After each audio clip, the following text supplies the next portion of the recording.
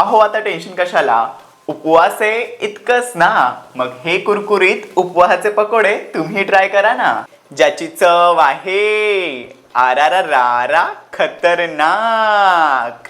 तर मंडळी काय करायचं, पितळेची खिसणी घ्यायची, आता रताळं आणि बटाटा चांगला खसा खिसून घ्यायचा आणि स्वच्छ पाण्याने धुवून आणि त्याचं पाणी पिळून काढायचं, अगदी असं. आता राजगिऱ्याचं पीठ, साबुदाण्याचं पीठ थोडं दाणेदारच असू द्यात, शेंगदाण्याचं कूट, मीठ, मिरचीची पेस्ट घालायची, छान मिक्स करून ना एक हातभर चमचा पाणी घालायचं आणि सगळं छान एकजीव करून घ्यायचं.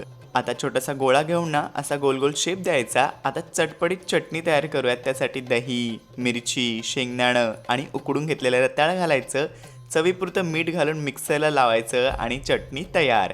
आता गरमागरम तेलामध्ये ना आपण जे बनवलेले पकोडे होते, गोल गोल बॉल्स होते, ते कुरकुरीत होईपर्यंत तळून घ्यायचे लो टू मिडियम फ्लेममध्ये.